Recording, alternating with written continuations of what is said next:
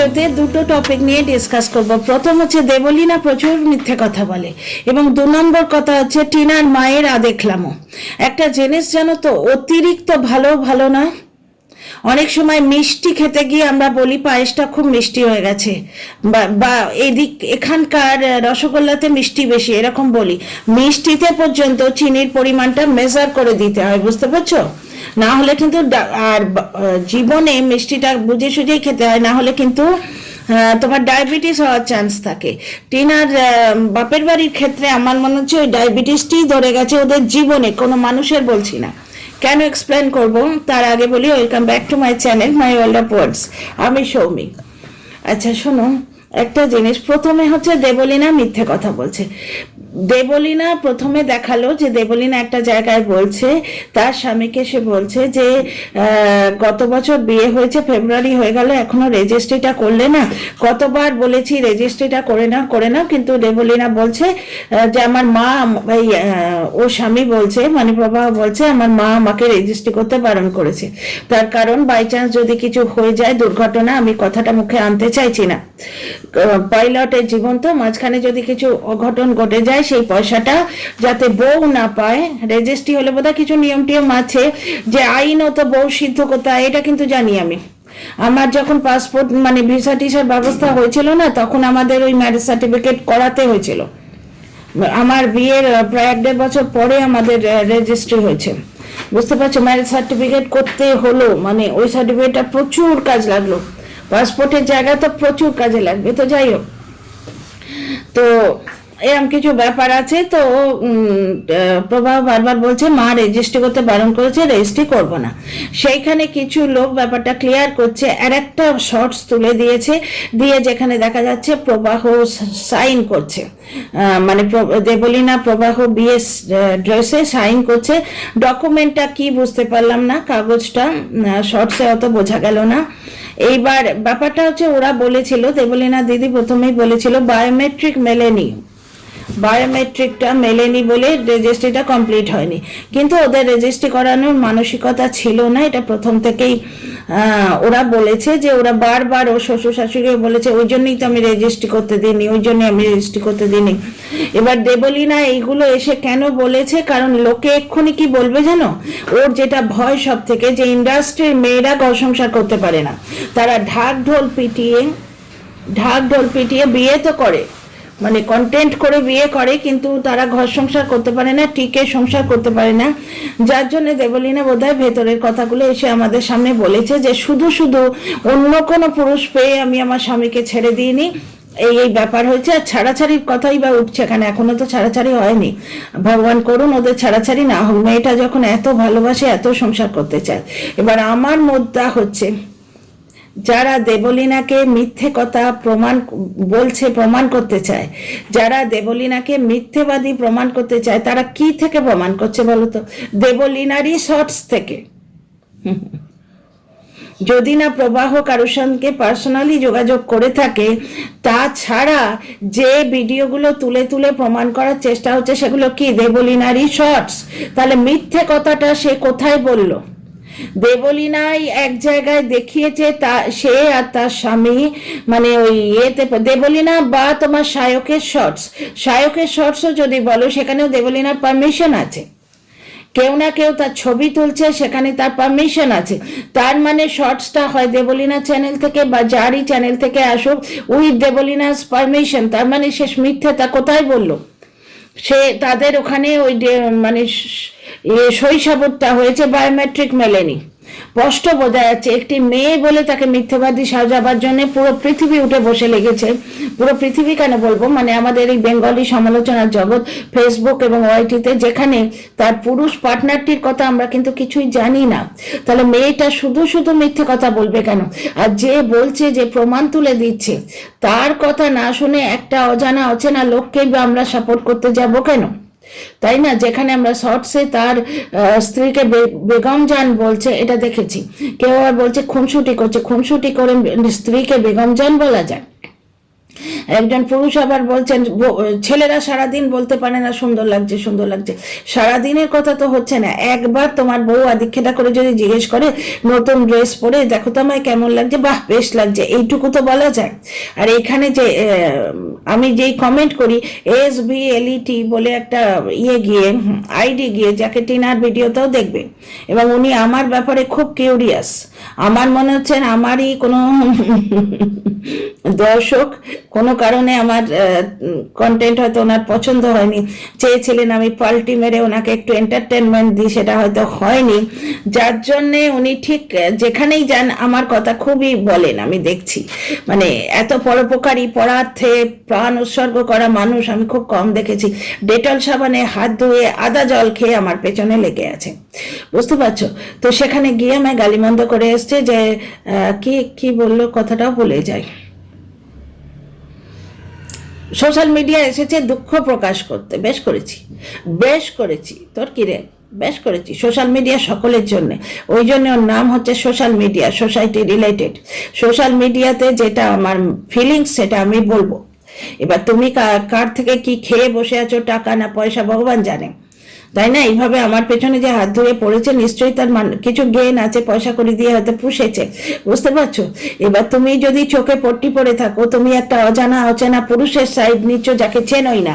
হ্যাঁ, দেবলীনার তরফে একটা গন্ডগোল হয়েছে, যেটা ওর দিদি এসে 78টা ওষুধ খেয়েছে, ওইটা না বললেই পারতো, ওটা সত্যি অবিশ্বাস্য লাগে, 78টা ওষুধ খেয়েছে। আর ওই ব্যাপারটাও ক্লিয়ার করেছি, যেখানে দেবলীনা প্রথমে স্বামীকে মেসেজ না করে সায়ককে কেন করেছিল, সেখানে কিন্তু স্বামীর নাম নিয়েছিল, বললো আমি জানতাম ওকে ফোন করলে বা মেসেজ করলে জবাব আসবে না, আনসার আসবে না, যে মেয়েটা বাঁচতে চাইছে সে তো তাকে ফোন করবে না বা মেসেজ করবে যে তাকে বাঁচাবে। হুট করে ইমোশনালি একটা ডিসিশন নেওয়ার পর এরকম একটা ব্যাপার হয়ে গেছে। আমি একটা ঘটনা বলবো, এবার সোশ্যাল মিডিয়া এসব বলতে নেই তো, আমার স্টুডেন্ট লাইফের ঘটনা। একটি মেয়ে LLBর পরে যেটা আসে, LLM এ এন্ট্রেন্স ক্লিয়ার করতে পারিনি। মেট্রো তখন আমাদের সময় খুব নতুন এসছে, আমরা তখন মাস্টার ডিগ্রি করছি। মেট্রো থার্ড লাইন করতে করতে গিয়ে ঝাঁপ দিয়েছে। ঝাঁপ দেবার পর আমি বাঁচতে চাই করে চিৎকার করছে। সেখানে একজন বয়স্ক মানুষ, ঠিক আমার শ্বশুরমশাই ধুতি টুতি পড়তেন, তো সেই রকম নাকে দাঁড়িয়েছিলেন। এগুলো সব শোনা ঘটনা, আনন্দবাজারে পড়া। তিনি মেয়েটিকে বাঁচাবার জন্য হাত বাড়িয়েছেন। এবার জোয়ান মেয়ে, বুঝতেই পারছো, 18-19 বছরে, তাকে তুলতে গিয়ে প্যাকাটি মার্কা বয়স্ক বৃদ্ধ থার্ড লাইনে পড়ে দেনান দেন। এগুলো বলতে ইচ্ছে করে না, কিন্তু হচ্ছে কি, মেয়েটি ওখানে লাফিয়েছিল মরবে বলে, মরার কাছে গিয়ে বাঁচতে চাই করছে। দেবলীনারও তাই হয়েছে। তো বটম লাইন লাস্ট লাইন এটাই হচ্ছে, দেবলীনাকে মিথ্যেবাদী প্রমাণ করছো যে তথ্যটা থেকে, সেই তথ্যটাও কিন্তু দেবলীনাই দিয়েছে আমাদের, যে ও কোথাও সাইন করছে। এই জিনিসটা কোত্থেকে দেখছো? দেবলীনার শর্টস থেকে দেখছো, তাহলে ও মিথ্যেবাদী নয়। মানে প্রসিডিওরটা হয়েছিল কিন্তু শেষ হয়নি। ফিরে আসি টিনার মায়ের ব্লগে। প্রথম কথা, এক তো টিনারকে বার্থডে গিফট দিল না, দেখলে সেখানে পাপড়ি ম্যাডাম আমাকে কিছু ইনফরমেশন দিয়ে গেছেন, যেটা খুবই জরুরি আপনাদের বলি। টিনার বাবা মার অ্যানিভার্সারি হচ্ছে টিনার জন্মদিনে। হয়তো টিনার মা মনটা খারাপ ছিল, উদাসীন ছিল, সেই জন্যে টিনা হয়তো বার্থডে বানায়নি। এক তো ছেলের ব্যাপারটা থাকে, দ্বিতীয় কথা এবারে ওর বাবা মার ব্যাপারটাও ক্লাব হয়ে গেছিল, কিন্তু টিনার মা উদাসীন ছিলেন, ওই জন্য হতেই পারে। কিন্তু তবু ওই যে পায়েসটা টিনা নিজে রাঁধলো, মা হিসেবে পায়েসটুকু তো করে দিতে পারতেন। মন খারাপ, বুঝতে পারছি, ওই মন খারাপটা সারানোর জন্যই টিনা নিয়ে এসেছিল। এই যে দিল্লি থেকে এসেই দৌড়ালেন মানে ভিক্ষে মায়ের বাড়িতে, কেন রে ভাই, এই তো এত ঘুরে এলি। যাই হোক, গেল সেখানে নাটক ফাটক দেখলো, ভিক্ষে মায়ের শর্টস দিয়েছে। না হলে প্রথমে মনে হতো যে ভিক্ষে মা কি ব্লগে আসতে চাইছে না, প্রতিমা করলো, গলাটা অব্দি দেখাচ্ছে, বুঝতে পারছো? তো মৌসুমি শুধু খেতে ব্যস্ত। তো যাই হোক, গলাটা অব্দি দেখালো, ওনাকে মুখটা পুরো দেখালো না, তবে শর্টসে ওদের নাটকের বিভিন্ন সিন আমরা দেখতে পেয়েছি। তো সেইখানে দেখলাম মৌসুমি বলছে তুমিও নাটকে সামনের বছর থেকে চলে যাবে মাদের সঙ্গে, মানে ভিক্ষে মাকে ও মা বলে ডাকে। টিনার ভিক্ষে মা, টিনার দাদার ভিক্ষে মা অ্যাকচুয়ালি। পৈতের সময় ভিক্ষে নেয় তো, আমাদের ব্রাহ্মণদের পৈতে হয়, তো সেই সময় ভিক্ষে নেয় অনেকে, বুঝতে পারছো, ভিক্ষে মা নেয়। ওই যে 3 দিন যে মানে ঘরে বন্ধ থাকে না দণ্ডি নেবার পর, সেইখান থেকে সংসার জীবনে ফিরিয়ে আনে, যে নবজন্ম হচ্ছে এটা বলা হয়, সেইখানে যিনি ফিরিয়ে আনেন হাত ধরে উনি হচ্ছেন আর এক মা, তিনি হচ্ছেন ভিক্ষে মা। আবার অনেকের বাড়িতে নিয়ম আছে যে ওই ভিক্ষের ঝুলিটায় প্রথম ভিক্ষে যে দেয় তাকে অনেকে ভিক্ষে মা বলে। আমাদের বাড়িতে আমার ভাইয়ের প্রথম ভিক্ষে কিন্তু আমার মা দিয়েছিল। ভিক্ষে মা যদিও অন্য কেউ ছিলেন, আমার বান্ধবীর মা, স্কুলে একসঙ্গে পড়তাম, ওরা দুই বোন, ওর মায়ের ছেলে ছিল না বলে আমার ভাইকে নিয়েছিল ছেলে হিসেবে। যাই হোক, এবার ফিরে আসি টপিকে। আরো নানা রকম জিনিস দেখলাম, দেখতে দেখতে দেখলাম এক জায়গায় ছেলের বউকে আইব্রো করাতে নিয়ে গেছেন। কি আদরের কথাবার্তা, দেখো তো ওর আইব্রো গুলো যা হয়েছিল, 2 মাস ধরে আমি ছিলাম না, ও আইব্রো করতে আসেনি। এই আদরটা টিনার ক্ষেত্রে কোথায় যায় গো? টিনার ক্ষেত্রে আমরা কি দেখতে পাই? টিনা বলছে, মা বলছে হাত পা বসে যাচ্ছে, ঘরে থেকে থেকে ভাত হজম হচ্ছে না, মাকে ঘোরাতে মেয়ে নিয়ে যাচ্ছে, যেন ওর মা ওর মেয়ের কাছে আবদার করছে। মা তো মাই হয় না, কেমন একটা অদ্ভুত গাছাড়া ভাব লেগেছে, যদি ভুল করি মাফ করো, ফিলিংটা তোমাদের সাথে শেয়ার করছি। মা তো মাই হয়, মেয়েটার এত বড় ট্রমা গেল, জানি আপনার জীবনেও অনেক কিছু উতাল পাতাল যাচ্ছে, কিন্তু আমরা তো মা, আমরা তো নিজের ইমোশনটাকে ব্যাক সাইডে করে আগে তো সন্তানের ইমোশনটা দেখি। সেই মেয়েটা কত ট্রমার মধ্যে দিয়ে যাচ্ছে, তাই না? কত বেশি ট্রমার মধ্যে দিয়ে যাচ্ছে, সেইখানে আপনার আদরটা কিন্তু মলমের কাজ করতো। আপনার একটু আদর, আপনার একটু স্নেহ, মেয়েটার মনে হতো যে আমার কেউ আছে, যার জন্য কিন্তু টিনা আপনাকে ছাড়তে পারে না। কারণ এই দেখুন, একটা জিনিস তোমরা দেখো দর্শক বন্ধুরা, ডিয়ার ফ্রেন্ডস, একটা জিনিস দেখো, এই যে টিনার জন্য কেউ বাপের বাড়ি থেকে কেউ মানে কি বলবো, অ্যাটাচড আছে, অ্যাটাচমেন্ট আছে, সেটা অ্যাটাচমেন্ট রয়েছে, সেটা কিন্তু ওর মার সঙ্গে। ও যখন প্যাকিং করছিল তখন ওর মার সঙ্গে কথা বলছিল, বুঝতে পারছো তো? আসুক, আগামী ব্লগ আসুক, দেখবো টিনা প্যাকিং এর ব্লগ তুলে রেখেছে কিনা। তবে মুভার্স অ্যান্ড প্যাকার্স বা যারা ওকে হেল্প করেছে, মুভার্স অ্যান্ড প্যাকার্স তো প্রশ্নই নেই, ওই 4টে ব্যাগ, যারা ওকে হেল্প করেছে তাদেরও দেখাবে না, কারণ ওই কাকু ঠাম্মির রেকমেন্ডেশনে বোঝাই যায়, কারণ ফট করে ওইটুকু মেয়েও কোথায় কি জোগাড় করবে, ওটা তো বোঝাই যায়। কাকু ঠাম্মির রেকমেন্ডেশনে যে ফ্ল্যাটটা নিয়েছিল, সেখানেও যখন ওর শিফটিং হয়েছিল ও দাদুকে দেখায়নি, ওর দাদু কিন্তু শিফটিং করিয়ে দিয়েছে, সেটা মুখে বলেছে যে দাদু এসে আমায় শিফটিং করিয়ে দিয়ে গেল। ওই যে ড্রেসারটা কিভাবে এনেছে, তারপরে ক্যাম্প খাটটা কিভাবে এনেছে, প্লাস কিছু ইউটেন্সিল, যে প্রেশার কুকার টুকারগুলো ইউজ করছে, এগুলো কিসের ইউটেন্সিল, যেগুলো ছোট গ্যাসটা, ওটা তো আমরা দেখলাম ওর দাদু গিয়ে সিলিন্ডার ভরিয়ে দিল, কিন্তু এমনি কোনো শিফটিং এর প্রসিডিওরও দেখায়নি। এক হতে পারে যে সবকিছু দেখাবে না, কারণ অনেক সময় আমারও ইচ্ছে করে, এই যে যখন লোকে গাধার মতো এইভাবে বলে, মাফ করো আমার ল্যাঙ্গুয়েজ মুখে এসে যায়, নিজেদের অজ্ঞানতা থেকে লোককে ছোট করতে চায়, তখন আমাদের এখানে না দিনের মধ্যে অন্তত 10টা মুভার্স অ্যান্ড প্যাকার্সের গাড়ি থাকে। এক কাপ চা নিয়ে ব্যালকনিতে দাঁড়াও, ওইটুকু 5 মিনিট তোমার চায়ের কাপ শেষ হওয়ার মধ্যে তুমি 2টো মুভার্স অ্যান্ড প্যাকার্সের গাড়ি দেখবে। আমার অনেক সময় মনে হয় শর্টস করে দেখিয়ে তোমাদের এক্সপ্লেন করি, যারা জানো তাদের বলছি না, যারা এই ফ্ল্যাট চেঞ্জ করাটাকে লজ্জাজনক, যেরকম শু বলছিল না লজ্জাজনক, টিনার বলতে নিশ্চয়ই লজ্জা করে। কেন লজ্জা করবে? ও যদি শুধু ফ্ল্যাট না, ও যদি শহরও চেঞ্জ করে, লজ্জা করার তো কিছু নেই। ও ইন্ডিপেন্ডেন্ট হওয়ার, একটা জীবনে বেঁচে থাকার, কিছু অ্যাচিভ করার একটা চেষ্টা করছে। একটা রাস্তা হবে না তো আরেকটা। সেই ছোটবেলায় একটা কথা ছিল না, একবার নাহি পারো দেখো শতবার। পারিব না কথাটি বলিও না, আর এটা আমার মা বলতো আমায় মোটিভেট করতে গিয়ে, পারিব না কথাটি বলিও না, আর সকলে পারিবে যাহা তুমিও পারিবে তাহা, একবার নাহি পারো দেখো শতবার। রবার্ট ব্রুসের কাহিনী আমরা দেখেছি, সেই মাকড়সা উঠছে, মনে আছে? উঠছে পড়ে যাচ্ছে, উঠছে পড়ে যাচ্ছে, বারবার উঠছে, আলটিমেটলি সে সাকসিড হলো। তো এই জিনিসটা তো আমরা লোককে মোটিভেট করার জন্য বলতেই পারি। একটা ফ্ল্যাটই তো চেঞ্জ করেছে, বুঝতে পারছো তো? এই হলো ব্যাপারটা, শিফটিং এর ব্যাপারটাও দেখাবে কি না দেখাবে সেটা পরের কথা। কিন্তু টিনা যখন বেড়াতে যেত, ওই কনকনে ঠান্ডায়, মেয়েটার ঠান্ডা লাগার ধাত আছে, ওই অ্যাকচুয়ালি ওর মার যে টিকিটটা না, ওটা খুব বুঝে সুঝে কাটা হয়েছে, যে ছেলের বউয়ের জন্মদিনের ঠিক আগে চলে আসতে হবে, ছেলের বউয়ের জন্মদিনের ঠিক আগে চলে আসতে হবে, এই জন্য ওই টিকিটটি কাটা হয়েছে, বুঝতে পারছো? বুঝে সুঝে এবং টিকিট কাটা হয়ে গেছে, এটা ওর মা ফাঁস করে দিয়েছে, নাহলে টিনার ওইটা একটা বিরাট বড় সারপ্রাইজ হতো ব্লগে।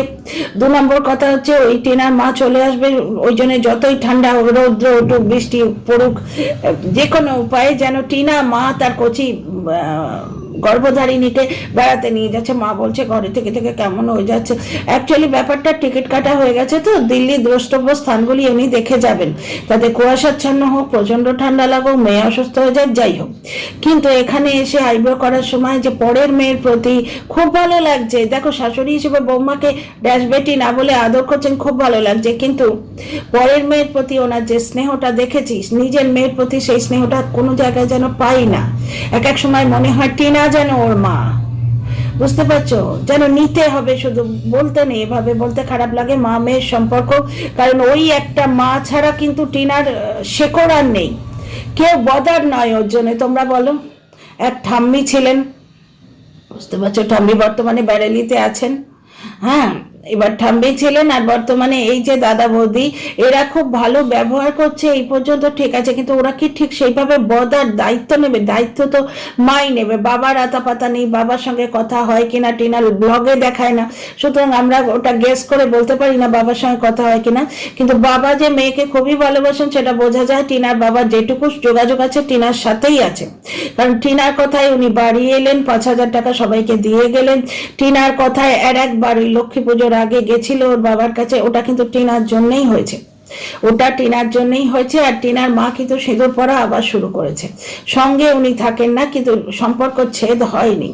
সম্পর্ক একটা আলাদা জিনিস। 2 সন্তানের মা, যার থেকে 2 সন্তান হয়েছে, 15 বছরের বিয়ে, সেই এত বছরের জীবনের যে রাস্তাটা, সেটা এইভাবে তো মিথ্যে হয়ে যায় না। তবে কিছু সিভিয়ার প্রবলেম আছে, আমার মনে হচ্ছে ওই উত্তরাধিকার নিয়ে কিছু প্রবলেম হয়েছে, টিনাকে বঞ্চিত করতে হয়তো রাজি হয়নি, এইরকম কিছু ব্যাপার স্যাপার আছে।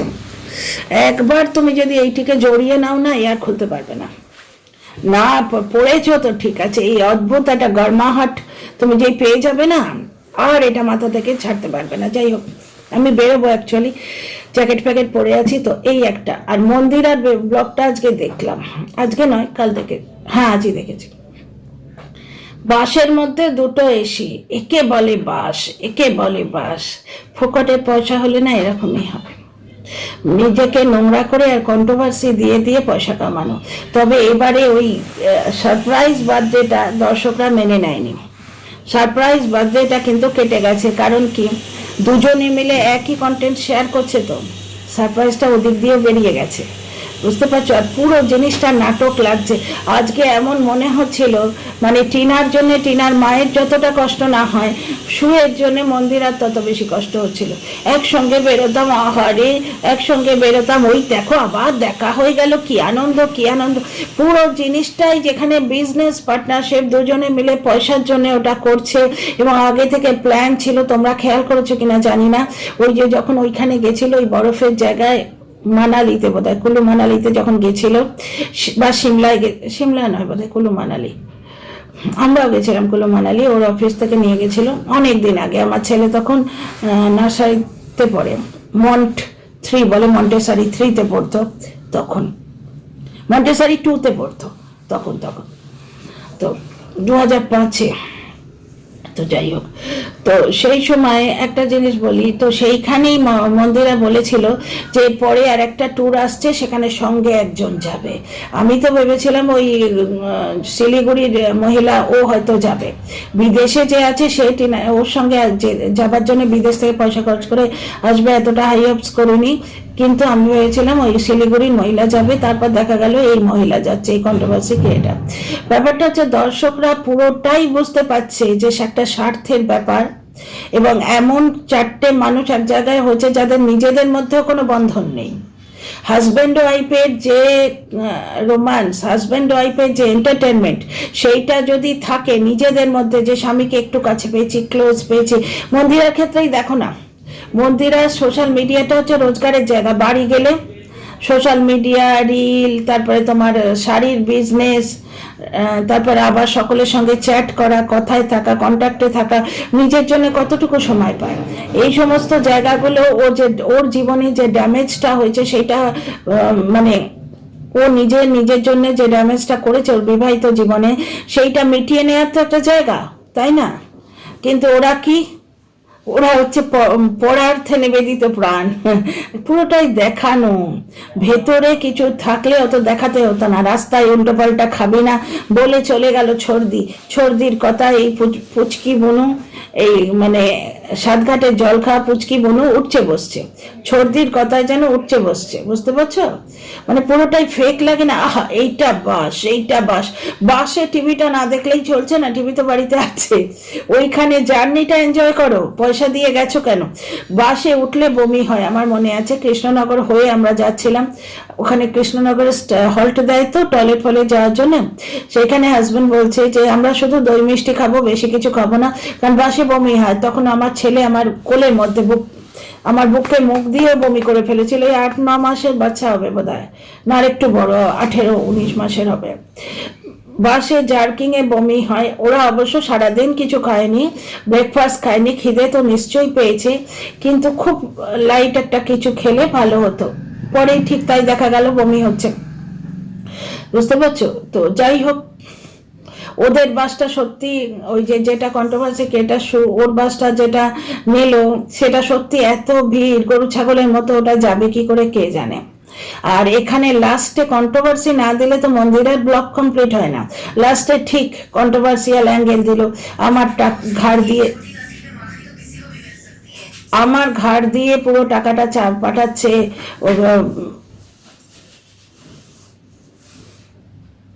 তো যাই হোক, আমার ঘাট দিয়ে পুরো খরচাটা চালাচ্ছে, এই ধরনের একটা হিন্ট দিল। মানে পুরোপুরি কন্ট্রোভার্সিয়াল কথা, যাতে পুরোটা তোমরা দেখো। লাস্টের দিকে কন্ট্রোভার্সিটা বলবে, তবে মন্দিরা ভুল করছে, ঠিক বেচারাম স্টাইলে যাচ্ছে। এতে সিম্পলের ব্লগ চলা মুশকিল আছে, যেটা বেচারামের হয়ে গেছে। ভিডিওটা শেষ করছি, তো লাইক শেয়ার সাবস্ক্রাইব করো, তোমাদের মতামত জানতে চাই। See you in the next video.